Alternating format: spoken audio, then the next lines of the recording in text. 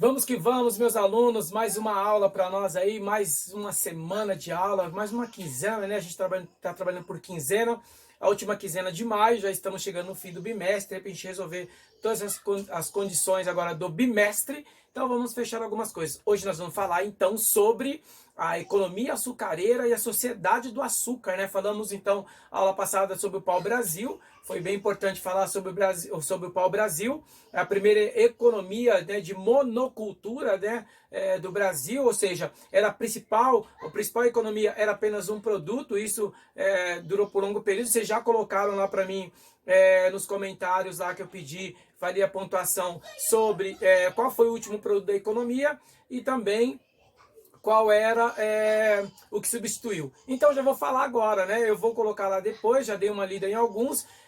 Muitos tiveram dificuldade, né, de pesquisar e de acharem qual seria o que foi substituído. Então a pergunta era, qual foi o último produto monocultor, né, da economia da colônia, né, e o que substituiu? Então assim, alguns alunos falaram, professor, mas existe a economia monocultora até hoje, etc. Então, é porque para pesquisar é muito complicado. O Google, ele é um robô e ele muitas vezes não interpreta, e como você interpreta a sua pergunta, tem que saber colocar ali para poder achar a resposta, né? Então, aí por isso que alguns teve a dificuldade. O que eu estava falando era, o Brasil sempre teve um único produto, que era o principal de exportação. Havia muitos outros, né, mas era um principal. Se você colocar cana-de-açúcar hoje, você vai encontrar monocultor em alguma cidade de São Paulo. Então é monocultor para aquela cidade. Então a palavra policultor, policultura, monocultura hoje ela é diferente. Mas a pergunta era, qual era o produto, o principal produto aí do Brasil Colônia para exportação? Então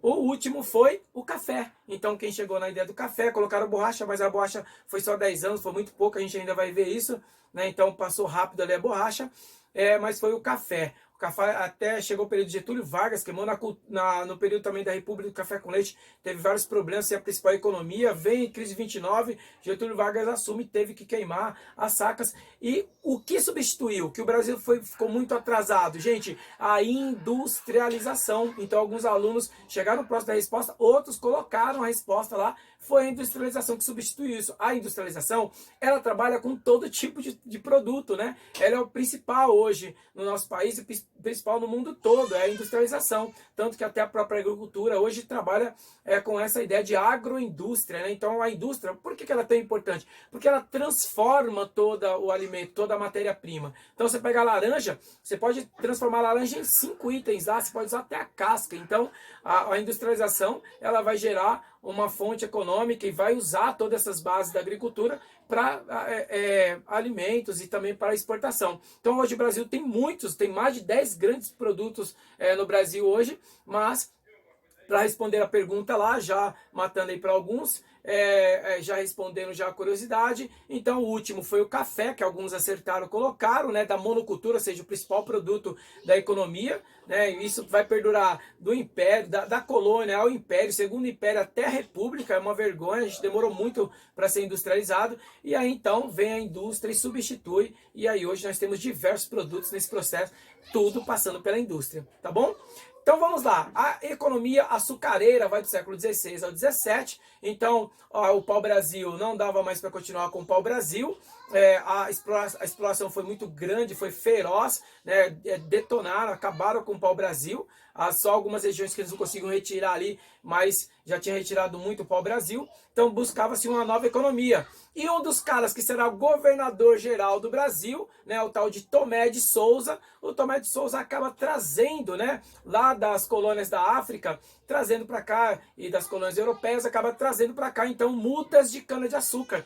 E dá certo, mas aí é muito simples, né? Por que vai dar certo? A África e o Brasil, o clima se parece muito, né? Intertropical, tropical, o solo muito bom. Então ele traz a cana, coisa que não aconteceu na Europa.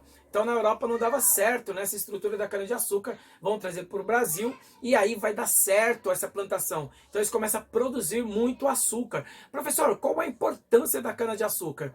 Né, os europeus, eles extraíam o açúcar de vários de vários alimentos, mas o principal deles era uma beterraba gigante, rosa assim, então extraía. Mas a beterraba, ela é muito forte no seu sabor, né? Então se você colocasse no suco de laranja, você ia sentir um pouco de gosto da beterraba, apesar que eles ainda, existe tipo de extração ainda e agora com mais qualidade. Mas era muito caro, era muito difícil. A cana-de-açúcar é perfeita, é só torcer, já está ali o açúcar puro, você coloca no sabor, né, no suco, vai sentir tanto que se você tomar caldo de cana, claro que a nossa cana aqui não é mais a cana de açúcar, porque o líquido dela é preto, né, escuro, é maravilhosa a cana, né, ela é bem diferente da cana de açúcar que nós temos aqui. Eu tomei muita cana de açúcar mesmo, original, suco de cana de açúcar, né, a garapa, no Amazonas, na região do Amazonas lá tem mesmo a garapa, né, o suco mesmo da própria cana, chamada cana de açúcar. Então, você vai extrair, é delicioso, ali você sente o sabor, tanto que você vai comprar lá na feira, eles ainda perguntam se quer colocar um sabor, porque tem gente que sabe que você não sente sabor, é só o doce. Então coloca alguma fruta ali para deixar mais saboroso. Então, cara, vai ser uma grande sacada dos caras a cana de açúcar. E agora, como é que a gente vai explorar? Então começa a surgir aí uma sociedade do açúcar. Então, a cana-de-açúcar é trazida por Tomé de Souza. Então, olha só, condições geográficas do litoral nordestino perfeito, clima, solo, localização geográfica, por isso começa entrando pela capitania de Pernambuco, né? E a participação do capital holandês, né? Os holandeses, pessoal, que refinavam o nosso açúcar. Né? Os portugueses não tinham as técnicas, né, e as ferramentas adequadas para essa refinação. Então, muitos holandeses vão morar na região da capitania de Pernambuco. Quando a gente fala de capitania de Pernambuco, depois eu vou fortalecer essa ideia ainda, a gente está falando de todos os estados ali do Nordeste, tá? Todos eles eram chamados de capitania de Pernambuco. Depois, com as revoltas em Pernambuco, né, acaba então o governo de Dom João VI acaba separando, dividindo aí para diminuir o poder dos caras. Então, vai ser tudo lá. Os holandeses tinham uma participação muito importante e essa capitania de Pernambuco desenvolveu demais. Se você for no Nordeste e pegar a história de lá, é maravilhosa, porque os holandeses acabaram também incluindo cultura, desenvolvendo outras coisas, que eles não estavam preocupados com a colonização. Essa é a parte dos portugueses. Então, os holandeses que refinavam e distribuíam essa cana-de-açúcar para a Europa. Então, vai ter uma participação muito forte deles lá. Começa a produção de cana, monocultura do açúcar gerava problemas também no abastecimento interno, porque toda a plantação era de açúcar, até chegar aqui na região oeste, né, do sudeste, né, oeste do Brasil, desculpa, de São Paulo, mas o sudeste do Brasil. Então, para até chegar aqui, vai ser muito forte na região nordeste, da capitania de Pernambuco, e aí acabava tendo muita cana-de-açúcar e não tinha autossuficiente. Então, toda a lavoura era totalmente ligada à cana, ou lavoura de subsistência, ou seja, um pouco de criação de animais, que começa pelo Nordeste, a criação da agropecuária, né? Depois que vai para o Sul e se fortalece no Sul. Agora, se a gente dá uma pesquisadinha, ultimamente tem voltado para algumas regiões do Nordeste a criação de gado novamente, né? Mas por motivo da seca vai perder muito, mas começa lá a entrada de gado, né? Então a criação de animais. E claro, totalmente uma alimentação, ou seja, uma cultura, a agricultura ligada à subsistência, ou seja, para sobreviver, porque o foco mesmo era totalmente voltado ao fortalecimento da exportação da cana-de-açúcar, a matéria-prima. Gente, é impressionante. Só para vocês terem uma ideia, houve períodos na Europa, e assim foram mais de 20 anos a 50 anos, que a rapadura, ela ficava no meio das grandes mesas, né? Quando os reis faziam festa na Europa, dentro de cristais, né? O lugar, coisas lindas estavam lá. A rapadura, de tão importante que foi a cana-de-açúcar e a exportação, chegou um período que ela valia mais que o ouro em alguns momentos aí, principalmente quando exploraram muito ouro do Brasil, a rapadura tinha uma força muito grande aí, a cana-de-açúcar, né? Então acaba se fortalecendo. E quem é então esse que vai praticar essa economia? Que sociedade é essa? A sociedade açucareira totalmente rural, portuguesa, aristocrática, fechada, totalmente elitizada, estamental, piramidal, não havia movimento, e totalmente patriarcal, né? O homem que assumia toda a responsabilidade da plantação, da exploração, né? Da extração e, claro, com a refinação e distribuição pelos holandeses, acabava esse capital indo para Portugal. Então vai ter uma exploração muito grande da cana-de-açúcar. Bom, na outra aula eu falei para vocês que os indígenas não aceitavam a escravidão. né? Não queriam trabalhar dessa forma. Então bateram muito de frente aí com os portugueses. E também a Igreja Católica, né? Os jesuítas acabaram protegendo também, tanto que eles serão expulsos do Brasil um certo período por motivo da proteção e do domínio ali dos indígenas, né? E os portugueses, os espanhóis vão acabar tendo atrito com eles, os espanhóis serão expulsos primeiro, mas depois os jesuítas também. Então, agora não tem como escravizar os indígenas, eles não tinham hábito da agricultura. Cara, então surge aí essa referência agora da escravização negra, né? A escravização dos povos da África. Então, os portugueses acabam explorando. A África, as tribos, as comunidades indígenas da África já tinham o trabalho da agricultura como base. Então já tinha um trabalho pesado, ferrado ali, sol a sol da agricultura. Então muitos já conheciam a agricultura e conheciam o trabalho pesado. Então nessas colônias começa a surgir essa ideia da escravização, da venda de seres humanos, né, porque é a escravização negra, e começa a vir para a região da América e, claro, vir então para o Brasil, né, fortalecendo essa ideia de uma economia açucareira e de um comércio de escravos muito forte, né? Então começa a se fortalecer nesse período aí. Beleza? Então agora precisa de uma mão de obra, né? Então começa a escravização, começa o que a gente chama de tráfico negreiro, rouba essas pessoas, retiram eles das suas comunidades ali pelo litoral da África e começa a trazer vários povos separados, divididos aqui nos navios negreiros, né? Então começa a vir muita gente para cá sendo vendidos e agora vai usar essa mão de obra escrava, né? Negra, e aí, como eu falei para vocês, ela vai ser violenta, covarde, das piores da história, né, de todos os tempos, porque agora essas pessoas não têm referência de pessoas, serão tratados como animais, vendidos como animais, e vai gerar uma economia muito grande para os europeus, né?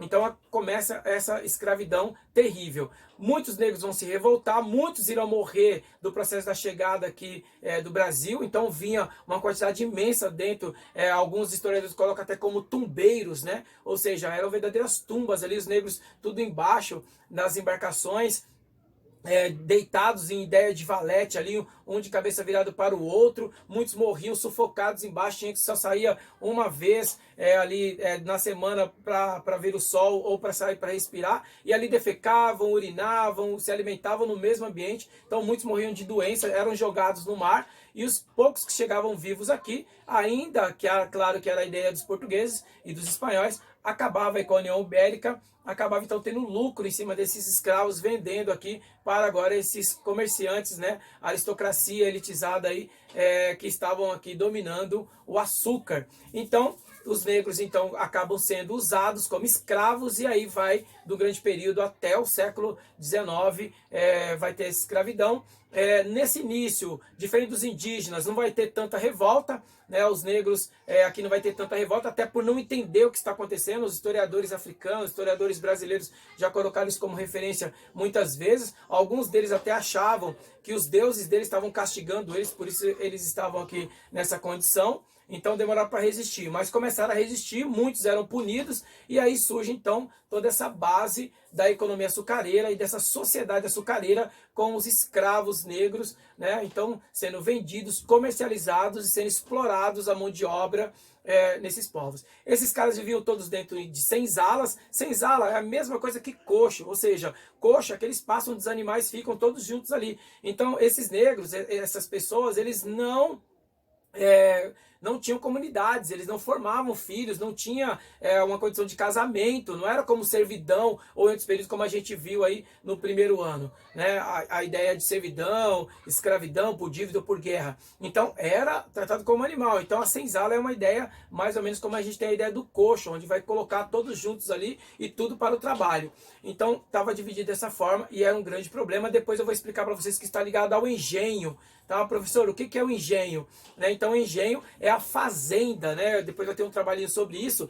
O engenho não é só o moedor de cana, o moedor de cana se chama moenda. Então o engenho é toda a fazenda, cuidado e vestibular. Se lá está falando sobre engenho, está falando de toda aquela fazenda, todo aquele território que estava dividido entre a senzala, a casa grande, a casa de purgar, a moenda, a plantação, né? Então estava dividido toda essa propriedade gigantesca, porque eles usavam latifúndio, né? Principalmente na região, se você você for para a região de Pernambuco, que é meu sonho, eu ainda não fui, você vai ver ainda fazendas históricas, regiões históricas mostrando tudo isso. Então a Casa Grande ficava no alto, sempre no ponto mais alto, embaixo a senzala, porque o senhor tem um controle. Havia uma média de 16 brancos ali, senhores tomando conta, e muitas fazendas chegaram a quase até 3 mil negros, né? É um número gigantesco de pessoas aí sendo escravizadas. E aí, claro, tudo no medo, terror, muito trabalho, e na frente da Casa Grande da Senzala, além da volta dos animais, tinha também um terreno batido, onde eles pisavam no terreno e ficava aquela terra batida, molhava, né, tirava toda a grama, todo o mato, molhava, pisava nela. Então ali vai se chamar de terreiro. Então era o terreiro onde eles reuniam para contar os negros de manhã e à tarde. E lá também onde eles puniam os negros fugitivos ou aqueles que tentavam se rebelar contra todo esse sofrimento que era causado nesse período da cana-de-açúcar. Então eles colocavam ali no pau de arara, né, era uma madeira, um tronco, e ficado bem no meio do terreirão, naquela região bem grande. Então eles eram amarrados e ali chicoteados para colocar medo nos outros. Por que pau de arara? Porque como o terreno, essa parte era muito grande, o terreiro, os pássaros não tinham lugar para sentar. Então muitos assentavam nesse tronco durante o dia ali. Então as araras assentavam, por isso ficou conhecido como pau de arara. E esses negros vão trabalhar direto aí nessa região. É aqui também que vai surgir na casa de açúcar, né, no engenho, vai surgir a casa de purgar, onde eles colocavam todo essa garapa ali para fermentar. Então eles colocavam em vários túneis, né, de madeira. Então ali que surgem algumas histórias, por exemplo, como a da pinga, né? Então eles colocavam lá para depois poder fazer refinação e distribuição, e começava a pingar pelas brechas dessas madeiras, né, desses barris. Melhor barris, né? A gente fala barris do que túneis. Então, os barris ali começavam a pingar, batia e até nas feridas, machucado, queimava ali as pessoas. E alguns, então, acabavam caindo no rosto, acabavam experimentando esse líquido que acabava, então, deixando as pessoas alcoolizadas, né? O consumo dela, então, começa a surgir aí. Por isso, dos primeiros termos aí surgido, que é pinga. Por que pinga? Porque ficava pingando, então, da parte alta da casa de purgar, né? Depois acabou surgindo outros termos, como aguardente. Aguardente porque ela batia nas feridas e acabava ardendo, né? E aí a cachaça, que é o termo mais usado hoje. Mas então surgem esses dois termos bem importantes. Aguardente porque batia e aí queimava ali as feridas, e pinga porque ficava pingando desses barris e acabou surgindo. E claro, essa aristocracia, essa sociedade patriarcal da cana-de-açúcar vai usar muito também da cachaça para o domínio do negro, colocando eles efetivamente para o vício, e aí com o vício eles controlavam melhor esses negros. E isso nós temos uma herança até hoje no Brasil de pessoas, né? Você pode ver que nós temos uma quantidade imensa, e sempre tivemos uma quantidade imensa de pessoas, né? Não só negros, estou falando de toda a sociedade brasileira, de homens alcoólatras, apesar que tem aumentado o número de mulheres alcoólatras, segundo o IBGE, mas agora não é diretamente essa história agora atual. Mas lembrando que nós temos muitas coisas, né, historicizando, que são atemporais, que influenciam a gente. Então, por um longo período, famílias foram destruídas por vícios na cachaça, controlados por líderes, por empresários e também pela elite, através do vício da cachaça. Tanto que nós temos alguns historiadores colocam nos seus livros que no final do dia, na sexta-feira, que hoje nós temos aquela ideia de happy hour, sexta-feira colocava os negros livres no terreiro, ali eles batucavam, se divertiam e liberavam a cachaça, né, a pinga, para eles ficarem livres ali, e acabava viciando muita gente, que tem mais ou menos aquela ideia de happy hour, pode ver de sexta-feira, todo mundo quer parar e tal. Então acaba tentando diminuir o sofrimento e aquele entendimento de escravidão, né, de sofrimento que esses homens e mulheres passavam ali, sendo escravos dos europeus nesse processo. A cana-de-açúcar, ela vai ser muito forte aí, dominada, vai ser a principal economia do Brasil nesse período aí até o século XVII, né? Então vai ter o senhor do engenho, como eu falei, a casa grande, a elite, né? Totalmente dependente dos homens livres, escravos que ficavam nas senzalas, e as camadas mais populares, que eram as pessoas aventureiras que vinham da Europa e acabavam fortalecendo filhos, família aqui também,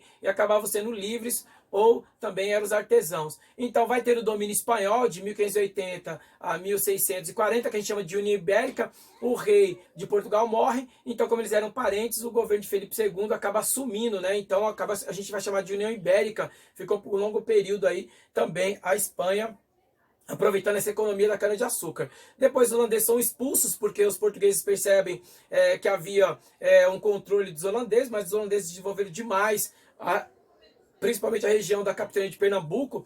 Boa parte que você, quando você for visitar essas cidades, e um dia eu também irei, você vai ver que tem algumas cidades, algumas casas bonitas, né? Casas gigantescas que eram desses holandeses, e eles vieram para morar e acabaram fortalecendo a economia, cultura, né? Tem até alguns historiadores já colocaram até que eles trouxeram judeus para a região, a Igreja Católica não gostou, então vai ter muito atrito com os holandeses, e aí os portugueses acabam expulsando os holandeses do Brasil. Quem é que refinava? Quem é que exportava? Que distribuía? Então se tornou um problema para Portugal. E aí lá nas Antilhas, na região ali também do Haiti, nessa região vão ser plantado o algodão e também a cana-de-açúcar. E aí se torna grande concorrente do Brasil, e o Brasil começa a ter problema, o Brasil colônia, a coroa portuguesa começa a ter problemas aí nessa economia, porque agora tem concorrência, tem muita gente produzindo na região das Antilhas, então contribuindo aí para a economia, e a economia açúcar começa a decair, e nessa decadência da cana-de-açúcar, eles começam a descobrir uma outra fonte de renda, que é o ouro, que é o metalismo, que logo logo vai ser a nossa próxima aula, que a gente vai trabalhar aí a sociedade do ouro, né? Então vamos entender principalmente a região da capitania de São Paulo, né, e também um pouco da formação das Minas Gerais, né, as Minas Gerais que acabaram formando o estado de Minas Gerais. A gente fala um pouco também sobre isso, né? Então essa fonte vai ser muito forte ali na região da capitania de Pernambuco, porque quando está descendo da Europa é mais fácil ali para os caras poderem então se movimentar, chega mais tempo ali, então, mas depois vai descendo também para a região aqui nossa do Sudeste, vai ser produzido e é produzido até hoje ainda. Nós temos uma base muito forte dessa agricultura ainda da cana-de-açúcar. Acabou a escravidão, né, ainda bem, os movimentos negros não consideram a princesa Isabel como a precursora disso, né? Já havia movimentos negros já lutando, e aí eu quero falar um pouco para vocês sobre isso, né? Não vai ficar da forma que as pessoas acham, passiva. Eles vão começar a lutar, se organizar para poder então se defender. E aí eu vou colocar um pouco aqui também, aproveitar nessa aula, falar sobre escravidão, resistência e também a escravidão e a resistência desses negros. Vocês estão ouvindo o chorinho da minha filha, tá tudo em casa, né, gente? Não tem jeito, a gente fica aqui na luta, produzindo vídeo em casa. Então tá, escravidão e resistência dos séculos 16 ao 19. Né? Então, eles vão lutar aí para o fim da escravidão e também desse sofrimento. E agora já característica de brasileiros, afinal moraram, estavam nascendo, né? Muitos deles já estavam nascendo aqui, fortalecendo já uma própria economia, ainda colônia ou ainda império, né? Mas ainda eles eram brasileiros, então começa a luta de resistência. E eu coloquei algumas formas de resistência desses negros aqui, dessas pessoas, então, lutando contra a escravidão. Então havia diversas formas. Dentre elas, a resistência dos escravos pode ser mencionada, então, a fuga coletiva. Então, muitos fugiam, acabavam sendo capturados, acabavam sendo marcados como os fugitivos, ou usavam uma argola de ferro no pescoço e também nas mãos. Isso era violento, mas todo mundo ali percebia que o negro era fugitivo, e alguns até tinham um F, né, marcava ali, ferrava com um F de fugitivo. Então, era muito sofrido, mas muitos conseguiam, então, fugir com a ideia de fuga coletiva, né, ou individual. Outra também foram as revoltas contra as feitorias. Muitos deles conseguiram detonar aquelas pessoas, o senhor do engenho ali, e acabar dominando, mas depois acabaram sendo sufocados por Portugal. Mas nós temos relatos de historiadores aí e fatos importantes onde eles conseguiram, né, até dominar, mas acabaram sendo dominados depois pelas feitorias. Mas eles acabaram batendo de frente nessas feitorias, surgiu vários movimentos, a gente vai falar um deles aqui muito importante nesse período, que poderia ser ou não, aí acabavam sendo assassinados. Então boa parte desses negros revoltosos acabaram sendo assassinados, mas o mais importante é a característica da luta, né, da luta contra a escravidão e o fim dela, e a formação então de um povo brasileiro, que era muito importante, apesar de tanto tempo que foi e que demorou para que isso ocorra. Tudo bem? A recusa de trabalho também, muitos se recusavam a trabalhar, a greve de fome, reduziam a forma de trabalho e faziam o trabalho inadequado, né, para também fazer um protesto ali, tentar diminuir esse sofrimento nas plantações. Então, havia a execução também dos trabalhos de maneira adequada, e com esses negros fugitivos, foge para a mata, adentra para as regiões e começam a surgir os quilombos, ou que a gente chama também de mucambos, né? Então começam a surgir os quilombos, alguns deles, né, como alguns quilombos do Nordeste vão durar 60 anos, 50 anos, sem nenhum homem branco, ou seja, nenhum colonizador chegar próximo deles. Ficaram muito tempos ali. Existem quilombos hoje, já visitei alguns, aqui em São Paulo tem muitos lugares que ainda são originários ainda lá da escravidão. Esses caras, né, ex-escravos que fugiram, acabaram fortalecendo uma cidade e deram o nome de quilombo, que está ligado à cultura da ideia de guerreiros, né, de resistência, a palavra quilombo. Então, os quilombos e mocambos acabam surgindo aí. É importante também que alguns não conseguiam, então é muito famoso também, cai em vestibular, já vi alguns vestibulares caindo, que a outra forma era o suicídio, chamado de banzo, né? Então eles também praticavam suicídio, chamado de banzo, que era uma forma também de resistência.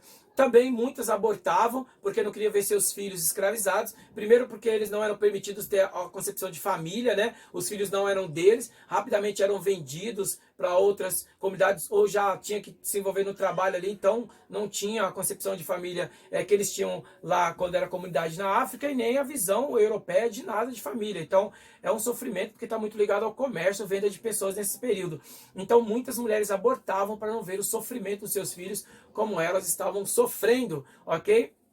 E aí impedia que seus filhos fossem escravizados, era uma forma. Então, e também a simples desobediência, muitos eram punidos, mas eram desobedientes aí, tanto que alguns eram dados para padres, ou os padres acabavam dominando também os negros como escravos, né? Tanto que Jesus serão expulsos do Brasil aí, porque os caras vão ter um domínio muito grande, né? Então também a desobediência era muito forte para tentar acabar com a escravidão. Então vai ser uma luta constante do século XVI, né? Do 17, se começa a fortalecer as resistências, e vai até o 19, o tempo todo essa luta. E se a gente for analisar, essa luta ainda continua, ainda porque tem muita coisa para ser conquistada, ok? Mas olha que interessante, eu coloquei duas delas aqui, que uma não aconteceu no Brasil, mas que houveram resistência de negros que foram muito importantes e que acabou mudando. É um complemento da aula para vocês, para o vestibular, também para o seu entendimento dessa luta importante. Começa a surgir os movimentos negros, né? Começam as formações de negros também, o século XVIII, XIX, isso se fortalece, e no XIX, então, esse movimento acaba pressionando junto com alguns países europeus, principalmente a Inglaterra ali, forçando Dom Pedro II a acabar com a escravidão no Brasil, que a gente ainda vai ver sobre isso ainda. Então, eu quero citar para vocês aqui uma, talvez vocês nunca ouviram falar, mas é muito legal, que é a vitória e resistência aí como símbolo. Peraí, desculpa, antes de falar sobre isso, tem algumas vitórias. A senzala, ela era um simbolismo da escravidão, mas é importante também se saber para o vestibular que o quilombo, o mucambo, era o significado da resistência. Enquanto a senzala marca uma ideia da escravidão, do controle, ali, o símbolo da escravidão, nós vamos ver dois símbolos muito importantes, muito legais, que é o quilombo e os mocambos como forma de resistência, de luta pela liberdade e conquista aí, de muitos perigos e ameaças que esses caras sofreram. E aí eu coloquei duas para vocês aqui. A primeira, talvez vocês nunca ouviram falar, que é a Guerra de São Domingos, né? Então, é uma região, um povo nas Antilhas, região das Antilhas, ali bem no centro da América, né? Aquelas ilhas ali no centro. Então, existe um país chamado São Domingos, e lá em São Domingos era uma colônia francesa.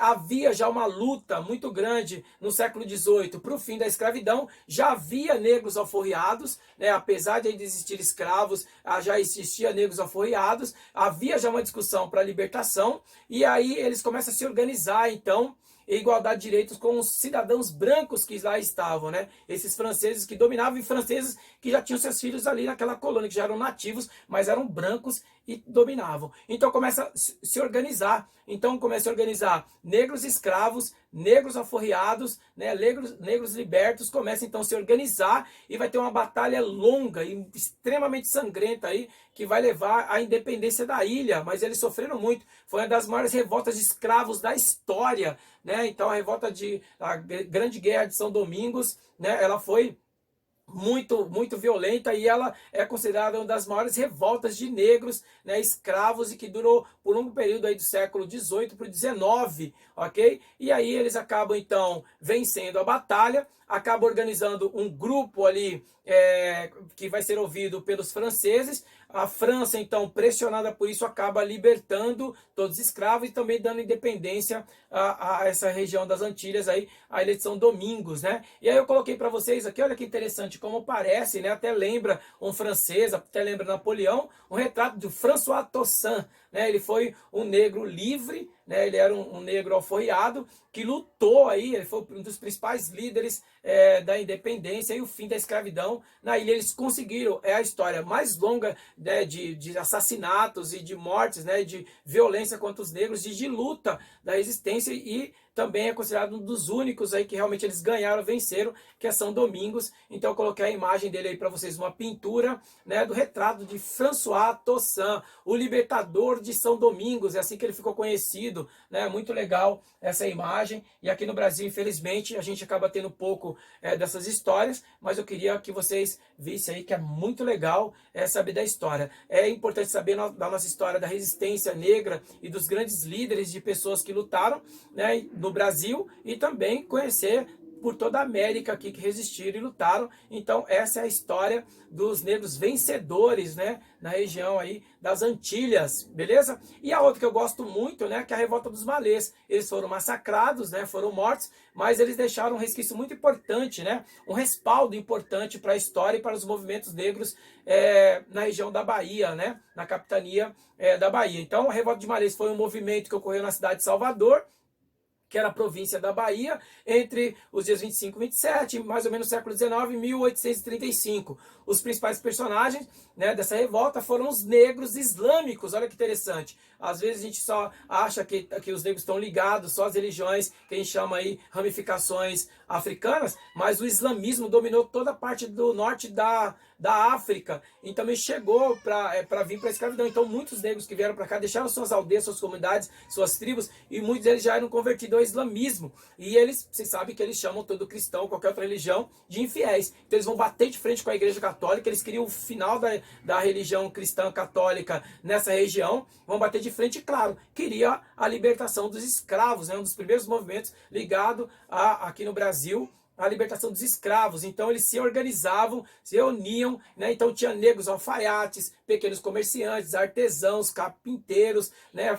Negros fugitivos, que conseguiram se organizar e tentar então sufocar o governo que ficava na região da província de Salvador, para tentar então pedir a libertação dos escravos, né? Mas infelizmente numa dessas reuniões uma mulher acabou entregando, né, toda a galera, acabou entregando todos esses revoltosos. Muitos deles foram presos, né?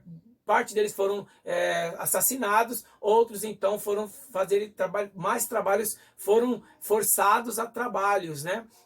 Mais pesados ainda do que já faziam. Então aqui tem uma pintura mostrando aí um pouco da Revolta dos Malês, a insatisfação contra a escravidão e a imposição religiosa da Igreja Católica, né? Porque eles eram todos então muçulmanos. É uma revolta bem interessante. Eu gosto demais dessa revolta. E aí, professor, mas cara, eles não venceram. Opa, mas ele é extremamente importante para a história. A partir daí, os movimentos na capitania de Pernambuco e na província da Bahia se fortalecem, se espalham pelo Brasil, né? E aí acaba deixando um legado importante de movimento e de luta contra a escravidão. Então, por isso que marca e é tão importante a Revolta dos Malês, né? Então, não é só a ideia que eles foram massacrados, perdidos, mas a luta continuou e incentivou, motivou, né, outros a lutarem, que depois se deu, então, em toda a luta que permanece até os dias atuais, ok? Sobre essa luta ainda contra hoje as condições precárias de trabalho, racismo, desigualdade, né? Então há uma luta muito grande ainda para ser conquistado ainda, e as conquistas virão. Eu acredito, porque muitas delas já chegaram e vão chegar mais ainda, beleza? Então esse foi aí o período que a gente trabalhou então a sociedade do açúcar, a escravização negra, né, o comércio e o tráfico negreiro, e a gente fecha a aula aqui. Vamos continuar lá no Teams, tirando dúvidas e também conversando um pouco lá, ok? Atividade, o que nós vamos trabalhar de atividade? Eu quero que vocês faça um mapa mental, escolha um país africano que foi colonizado pelos portugueses nesse período aí da cana-de-açúcar, né? Então escolha um país e eu quero que vocês façam um mapa mental desse país. Ah, professor, como assim? O que é um mapa mental? Gente, o mapa mental são desenhos, né? Então, a nossa memória fotográfica, descobrir que a nossa memória fotográfica fortaleceu essa ideia. Então, muitos para estudar, em vez de usar fluxograma, usar ali ai, deu um branco agora. Fluxogramas e... Ai, deu um branco agora. Planilhas. O que acontece? Então, aquela coisa muito exata, muito complexa, resolveram então usar desenhos. Então, o mapa mental são desenhos com poucas frases, setas ligando uma coisa na outra. Então, você vai colocar o nome do país ali, né, que você pesquisou na época, que com certeza não era país, eram povos, né? Eram aldeias, eram comunidades, né? Ou talvez eram reinos, vocês vão encontrar até reinos aí. E aí você vai falar como era a economia, religião, colocar uma seta então para as revoltas, colocar uma seta porque eles produziam, como era essa comunidade, questão cultural. Então, escolha, tira uma foto e manda para mim na barra de tarefas. Quem não quiser produzir aí o mapa mental sobre a colonização, eu quero te dar uma outra coisa que também cai em vestibular, que é importante você saber, que é o engenho. Então eu quero um mapa mental, ou seja, eu quero um desenho de como era o engenho. Então a casa grande, a casa de purgar, a moenda, a plantação, a senzala. Então eu quero o desenho. Vocês podem desenhar, tira uma foto e também coloca lá. Ah, professor, eu gostaria de fazer os dois. Ótimo, você está com foco de vestibular, faça os dois, vai ser melhor ainda para você, tá bom? Então essa é a produção, vai lá e produz isso aí para mim, ou um mapa mental sobre um reino ou um povo aí colonizado pelos portugueses no século XVI, ou faça um desenho do engenho e as divisões do engenho, coloca a legenda, sabe? Casa de purgar, casa grande, senzala, moenda, plantação, né? Então, eu quero que vocês dividam, porque isso é legal. Ah, professor, vai cair isso no vestibular? Não vai cair um mapa mental, um desenho. Mas quando lembrar, quando tiver lá no texto, lá, que sempre a área de humanas tem um texto antes das perguntas, vai falar de engenho, você está sabendo que está falando de toda a fazenda, né? De todo o latifúndio. Não está falando só daquilo que a gente chama de engenho hoje, mas que eles chamavam de moenda, que é só onde moe a cana. Tá bom? É importante vocês saberem essas diferenças. Ufa! Beleza, galera? Espero que vocês tenham gostado da aula. A gente vai se falando lá pelo feed do Teams. Amo vocês. Bons ventos, fiquem com Deus e até a próxima aula. Boa semana, gente.